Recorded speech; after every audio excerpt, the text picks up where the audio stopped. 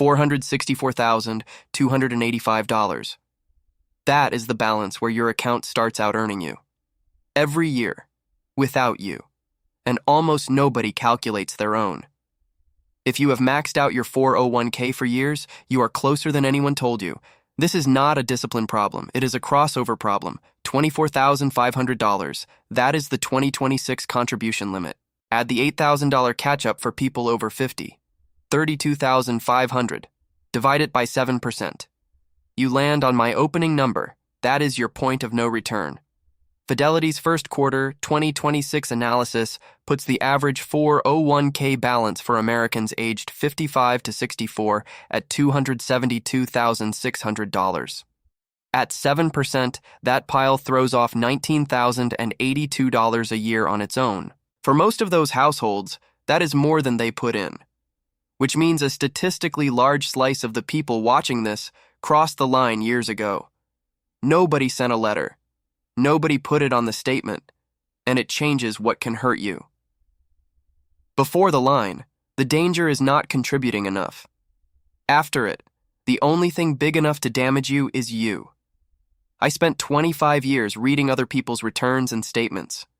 Over 1,000 portfolios. The ones that made it all did the same 3 things after the crossing. None of them was rich. Not one of them timed anything. What they shared was a number they could recite, and a rule they refused to break. Nobody ever gave you the checklist to confirm it. That is what the rest of this is. Your number first, then theirs. Picture the envelope that shows up every quarter. You open it at the kitchen counter, still standing up, the rest of the mail in your other hand. 3 numbers on the front page. Your balance. What you contributed this year. Your rate of return. You feel either fine or not fine, and you put it back in the drawer with all the others. For most people over 50, that has been the ritual for 30 years. Nobody taught it to you. It formed the way habits form around paperwork nobody explains. Here is what is missing from that page. There is no line that says, "This year, your account earned more than you did." That line is on no statement I have read in 25 years of tax seasons. Your balance, your contribution, your rate of return. 3 numbers, and not one of them answers the only question that actually matters after 50. Which force is bigger right now? The money you add or the money the pile makes? The statement will not answer it. The plan website will not answer it. The man from Human Resources who ran the enrollment meeting in 1998 will not answer it. And it is not a hard question. It is a division problem you can do on the back of the envelope you are already holding in less time than it takes the coffee to finish. So you are going to answer it yourself right now. So get the last statement out of the drawer. A pen, the back of the envelope, the kitchen counter you are already standing at. 2 numbers and 1 division, and nothing else on the paper. Take the number you actually put into retirement accounts in a year out of your own paycheck. If you are maxing the 401k in 2026 and you are over 50, that is $32,500. If you put in $500 a month, it is $6,000. Whatever it is, divide it by 0.07. What comes out is your point, the pile that generates, in one ordinary year, everything you are capable of adding to it. $6,000 a year gives you a point of $85,714. $32,500 gives you $464,285. This takes about 45 seconds. Run it now, before I say another word.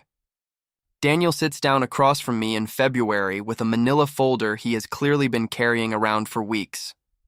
61 years old, heating and cooling contractor outside Toledo, Ohio. 4 trucks, 6 employees, $94,000 a year out of the business. What he says is, "I think I am behind, and I think I need to do something big, fast." A friend at church has told him about a rental property. Somebody at a trade show has told him about rotating into dividend stocks. There is a newsletter in the folder promising 12%. He has read it twice. He has the page folded over at the corner, the way you fold a page when you have decided something and are looking for permission. Then he slides the statement across the desk. $612,000. His own contribution, $32,500 a year, every year since the catch-up kicked in. which puts his point at $464,285. He crossed it 3 years earlier, somewhere around a balance of $470,000 on an ordinary Tuesday, and nobody on earth told him. He did not feel it. Nothing changed on the screen. No letter came. No line appeared on the statement. The plan website showed him the same 3 numbers it had shown him the Tuesday before. We will come back to Daniel at the end, and I will run every item on his real numbers out loud. If that 45 seconds just changed how you read your own statement, subscribe. There are 2 more numbers in this video that do the same thing, and one of them decides everything. Now the part that made me start counting portfolios in the first place. Why does a man with $612,000 walk into an accountant's office believing he is behind? Not because he is foolish. Not because he cannot read a statement. Because the entire information stream pointed at him is built to make him feel exactly that way. And the reason is not a conspiracy. It is an incentive. Incentives are more reliable than conspiracies. They need nobody to agree, they need no meeting, and they never take a year off. Follow it in one straight line. An anxious investor is an active investor. An active investor is a fee-generating customer. He trades, he reallocates, he buys the product, he pays for advice. A calm investor generates nothing for anyone but himself. So the whole chain, from the app notification to the annual review meeting, is optimized to keep a mild, permanent hum of insufficiency in your chest, low enough to never name and loud enough to never settle. And nobody in that chain profits from saying the one sentence that would end it. You have already won, stop touching it. There is no revenue line attached to that sentence, so it does not get said, not maliciously, structurally. Your behavior is correct, the system is not. You have felt this without naming it. It is 6 a.m, the market show is on in the kitchen, and a man is explaining why this quarter is different. Your phone has an app that shows your balance in red for 2 days and green for 1. The letter from the plan provider suggests you review your allocation. Nothing in that room is lying to you. Nothing in that room is telling you the truth either, because the truth for a man of 58 with $300,000 is boring, and boring does not sell airtime. The honest segment would last 9 seconds and end the show. So it never airs, and you stand there with your coffee-absorbing urgency about a portfolio that needs none. So let me show you the gear turning. 2 forces work on your account, and they are not the same kind of force. Force 1 is you. Your contribution, capped by law, flat, the same $32,500 every year no matter how hard you work or how good the year was. Force 2 is the pile, a percentage of a number that keeps getting bigger. Force 1 is addition. Force 2 is multiplication. In the first decade, addition wins and it is not close. In the second decade, they converge. Somewhere in the third decade, multiplication passes addition and never looks back, and there is no announcement on the day it happens.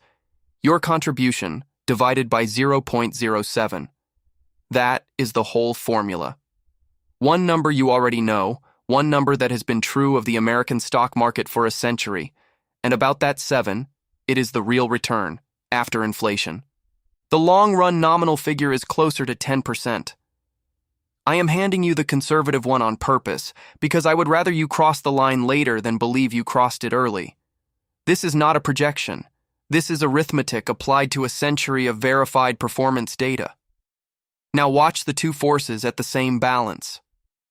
Take $272,600. The fidelity average for people 55 to 64 in the first quarter of 2026. 7% of that is $19,082 a year. Translate that into your own labor. The maximum a person over 50 can put in is $32,500, $2,708 a month, and I want you to feel what it costs to send that out of a paycheck. $19,082 is 7 months of that. 7 months of maximum teeth-gritted contribution produced by a pile that did nothing but sit there. That is the signal, not the problem. Put the numbers down for a minute. There is an image that will do more work than the math, and I want it in your head before we go any further. Think about a fruit tree somebody planted in a backyard, not an orchard yet. One sapling, staked in bad soil, on a small property in Ohio, with a wire cage around the trunk to keep the deer off. It is about as tall as a kitchen broom. It looks like a stick somebody pushed into the ground on purpose. Nothing about it suggests it will ever feed anybody. Nobody plants a tree for the tree. They plant it for a summer they cannot picture yet. The first years are all watering can. You carry the water, you carry the mulch, you carry the cage. The tree gives you nothing. Then it gives you a handful, then a bowl. And one summer you walk out in the morning, and there is fruit on the ground that you did not carry, could not have carried, more than that watering can has ever held in its life. The orchard has crossed over. And here's the part nobody tells the man with the can. On the far side of that summer, water is no longer what decides your harvest. The pruning shears are. What wrecks an established orchard is almost never neglect. It is a man with shears in the wrong season doing something that feels responsible. That is your portfolio after the point. The watering can stops being the lever. The shears become the risk. And every message aimed at you, every alert, every rebalance suggestion, every friend at church with a rental property, is a hand reaching for the shears in the wrong month. Hold that picture, because we are going to come back to the watering can, the shears, and the orchard 3 more times before this is over, and each time they will be standing for a real number. So here is what I owe you, and here is the deadline. Every one of those 1,000+ portfolios that got past the crossing intact did 3 things. I call it the pin protocol because it pins the number down where you cannot lose it. 3 components, not 7, not a course, not a philosophy. 3, and each one carries its own number, the seconds it takes, the day it lives on, and the dollars of the mistake it prevents. I will give you the full pin protocol with the exact times and the exact wording before this video ends. But first you need both ladders because the pin protocol is meaningless until you know what is standing on the other side of it. Ladder 1, and keep the constants in your ear because they are what makes this honest. 7%, 1 year, no deposits, no trades, no decisions of any kind. The return rate is constant across every row. The time frame is constant across every row. The only variable that changes is the size of the pile. Nothing on this ladder is a good decision. Nothing on it is a good year. Watch what one ordinary year of doing absolutely nothing produces as that pile grows, and watch how fast it stops being pocket money and starts being a bill you actually recognize. $100,000. 1 year, 7%, $7,000. That is the entire worker share of an employer family health premium. The Kaiser Family Foundation's 2025 employer survey put the average worker contribution for family coverage at $6,850 a year. $185,000. The Federal Reserve's 2022 survey of consumer finance's median for households aged 55 to 64 that hold retirement accounts. 7% of that is $12,950. The College Board's 2025 pricing report puts published in-state tuition and fees at a public 4-year college at $11,950. That rung pays for a year of college and buys the textbooks. Stand in a grocery store parking lot for a second and hold those 2 things next to each other. The health premium that comes out of the paycheck every 2 weeks and makes you flinch. The tuition bill that arrives in August with a due date printed on it. Somewhere in a plan account you barely look at, a pile is generating exactly those amounts every 12 months, quietly. Whether you are working or asleep or sitting in a waiting room reading a magazine nobody has bothered to update. Nobody in that parking lot is doing anything clever. The pile is not being managed that week. It is simply large, and large is what pays the bill. Third rung, $272,600, that fidelity average for 55 to 64. $19,082 a year. 7 months of a maxed out contribution produced by nobody. Fourth rung, $464,285. $32,500 a year. Every dollar the Internal Revenue Service will legally allow a person over 50 to contribute in 2026, matched exactly by a pile that is not employed. That is the point. Fifth rung, and sit with this one. $700,000. $49,000 a year. The pile now outworks the hardest saving version of you by a ratio of 1.5 to 1 without a single alarm clock. Same rate, same year, same market. Only the size of the pile changed. And notice what nobody on that ladder did. Nobody traded, nobody rotated, nobody found anything, nobody read a single forecast. The rungs are not skill. The rungs are size. The window between when something is visible to the people paying attention and when it becomes obvious to everybody is where generational wealth gets built or lost. And for most of you, that window is open right now, on a page you file without reading. Patricia is 57, a school administrator, and she keeps the Plan app on the second screen of her phone. In the spring of 2026, her balance drops. Fidelity reported that the average 401k balance fell 3.7% in the first quarter of 2026, about $5,400, on market uncertainty. Patricia opens that app 11 times in 9 days. She reads 2 articles and 1 comment section. Then she does the thing that feels responsible. Which brings us to ladder 2, and this is the one that costs money. Same 20 years. Same starting balance of $464,285. Same market, same country. The only variable that changes across the rows is how many of the market's best days you happen to be sitting out of because you were being careful. JP Morgan Asset Management's analysis, using Morningstar data through February of 2025, runs exactly that comparison on 20 years of the S&P 500. Fully invested, 10.60% a year. Missing the 10 best days, 6.37%. Missing the 20 best days, 3.69.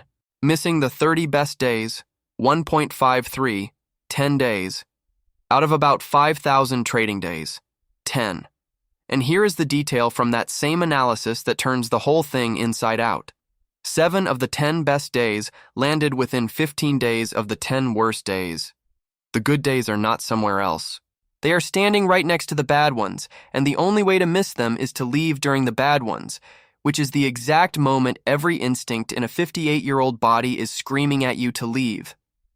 That is not a character flaw. That is a nervous system built for a world where running away from a falling thing kept you alive. It just happens to be catastrophically wrong about a retirement account. Now put dollars on those rungs and hear this not as an estimate, as arithmetic. $464,285, 20 years fully invested. About $3,483,000. Missing only the 10 best days. About $1,596,000. Missing 20, about $958,000. Missing 30, about $629,000. The gap between the first 2 rungs is $1,887,000. Translate that into the only currency you spend, which is your own labor. At $32,500 a year, that gap is 58 years of maximum contributions. You do not have 58 years? Nobody does. What you have is 10 days, scattered across 2 decades, that you will never see coming. So Patricia moves it. Not all of it. She is careful. She moves 60% into the stable value fund on a Thursday, and she sleeps well that weekend for the first time in 2 weeks. Her husband says she looks better. The paperwork takes 11 minutes online. There is no alarm, no confirmation call, no accountant in the room. It is the easiest transaction of her entire financial life, and it is the most expensive one. And she did nothing wrong by any standard she was ever taught. She was prudent. She was reacting to real information. She was doing what a responsible 57-year-old is supposed to do with money she cannot afford to lose. That is the cruelty of it. The behavior that protects you before the point is the exact behavior that damages you after it, and nobody hands you the memo on the day the rules flip. There is no memo. There is no day. There is a line you cross in silence, and then 20 years of consequences for not having been told. Here is the fingerprint of that system, and it shows up in the survey data every year. The Employee Benefit Research Institute's 2026 Retirement Confidence Survey found worker confidence in having enough money for a comfortable retirement fell 6 percentage points to 61%, with only 21% saying they are very confident. Read that against the other fact on the table. Fidelity reported record savings rates in the first quarter of 2026, with 401k rates hitting 14.4%. Americans are saving at the highest rate ever recorded and feeling worse about it than last year. Those two facts do not belong in the same country unless something is systematically breaking the connection between what people have and what people know they have. This is what that looks like on a Sunday afternoon in a house in Ohio. A man of 62 with a folder of statements on the dining table, a legal pad, and a calculator he bought in 1994. He is not trying to get rich. He is trying to find out whether he is allowed to stop worrying. Nobody has ever given him a threshold. So he adds and re-adds and writes a number in the margin and puts the folder away, and the worry survives the arithmetic, because the arithmetic never had a finish line in it. And here is where I have to break something you have believed for a very long time. Because if you are over 50 and you feel behind, you have almost certainly been handed the wrong diagnosis. By a magazine, by a calculator, by somebody at a seminar with a laser pointer. The real problem is not what you think it is. You think the problem is discipline. That you should have started at 25 instead of 34. That you pulled money out in 2009. That you saved 8% when you should have saved 12. You think the problem is income.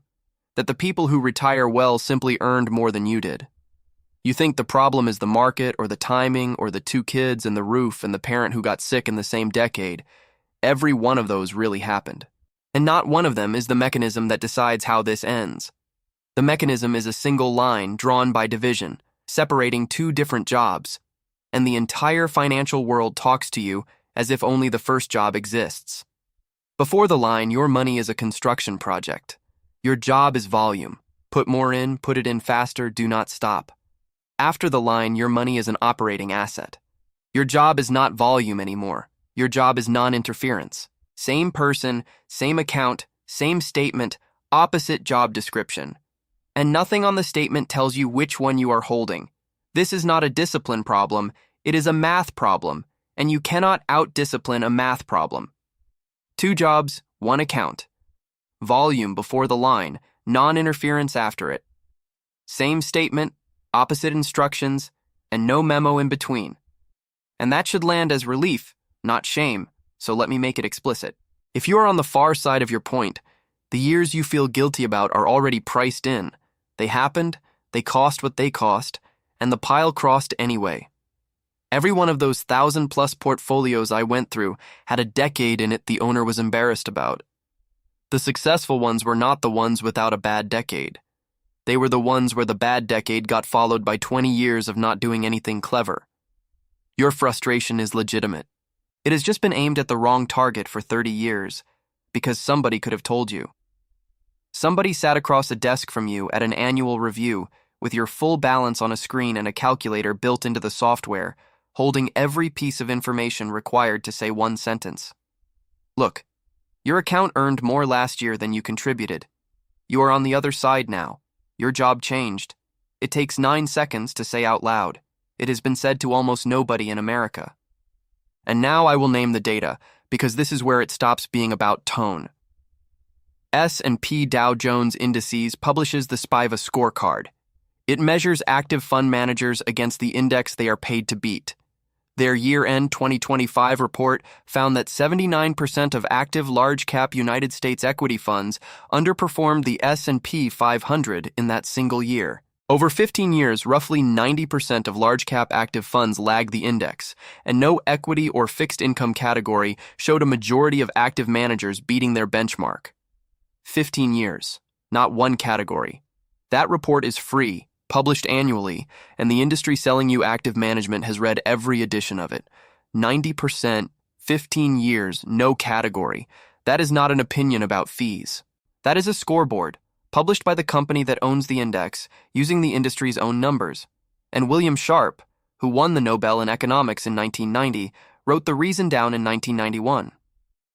After costs, the average actively managed dollar has to underperform the average passively managed dollar. It is not a prediction. It is subtraction, and subtraction does not have a good year. Here is what that costs a real person standing at the point. Vanguard's total stock market index fund charges 0.04% on $464,000, about $186 a year. I read prospectuses. That is the job, and I have read hundreds of them. A commonly sold active alternative running 0.75% takes about $3,480 a year out of the same balance. Run that spread for 20 years, and the difference is roughly $224,000, which is not a fee, it is a house. And notice what makes it that big. Cost compounds on the same curve the return does. That is the part nobody puts on the chart.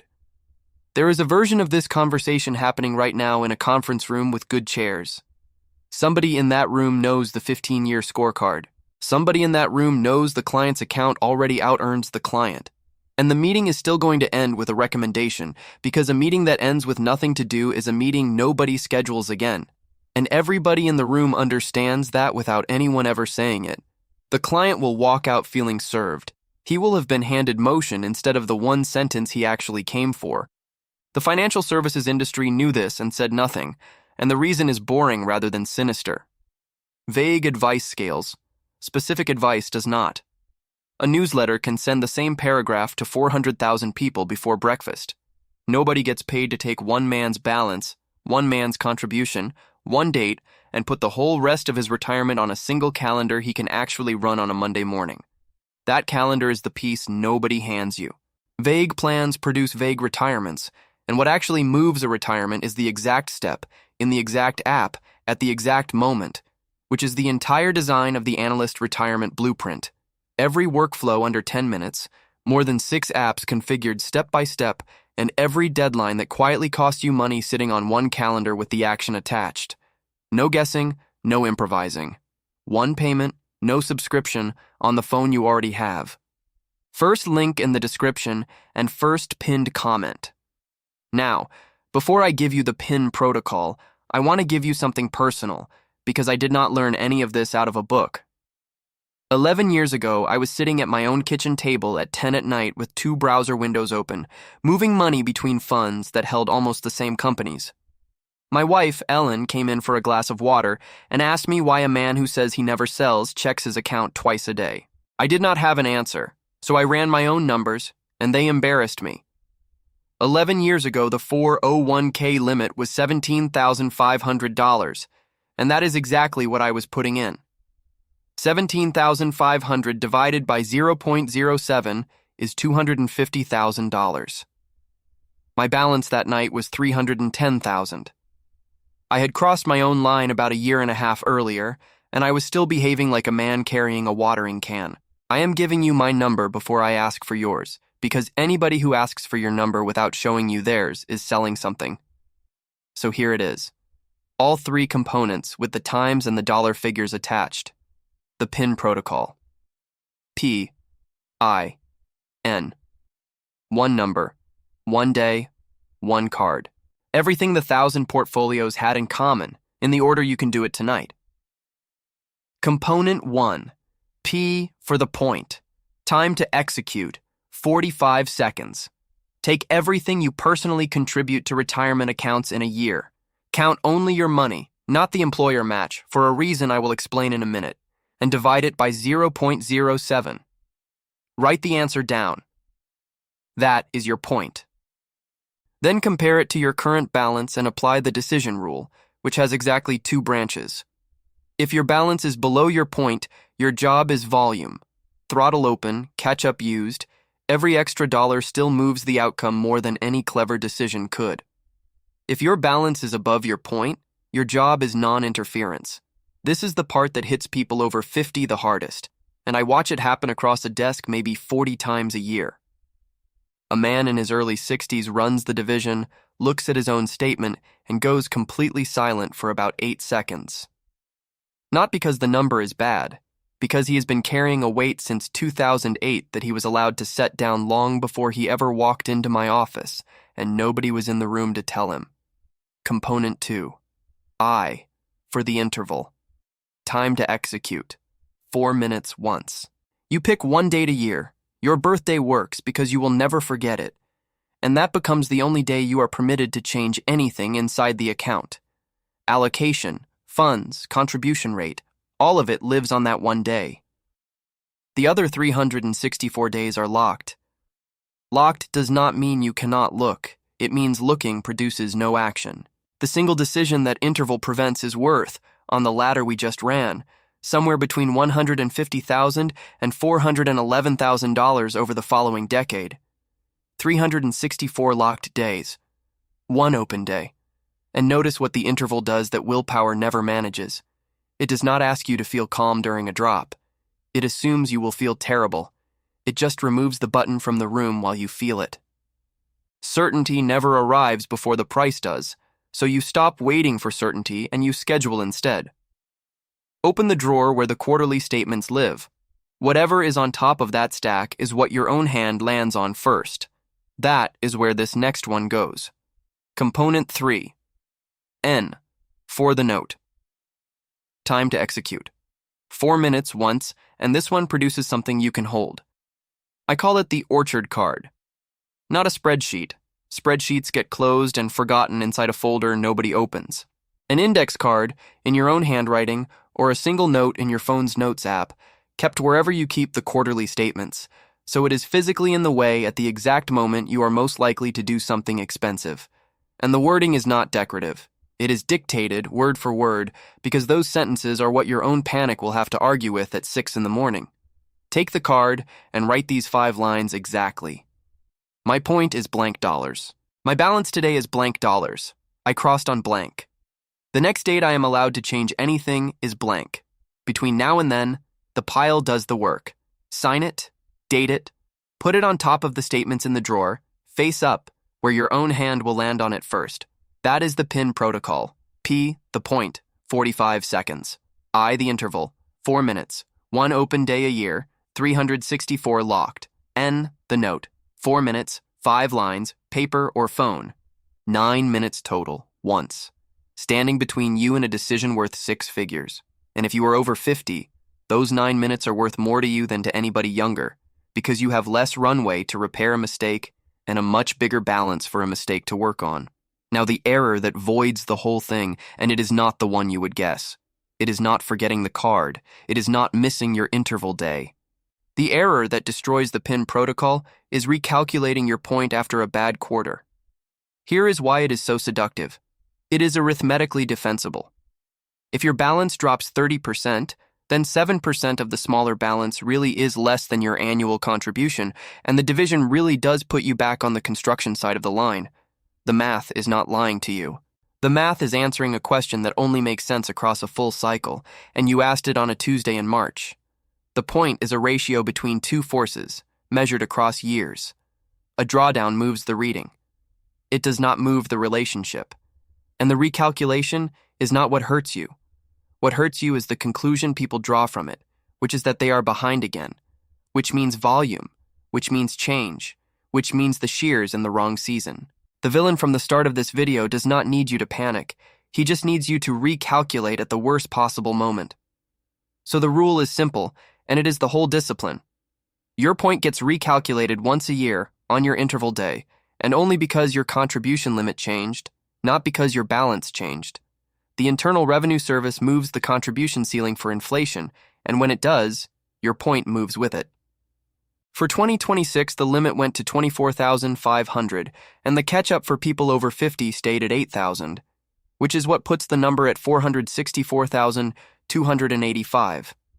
If you are between 60 and 63, your catch-up is $11,250, so your point is $510,714.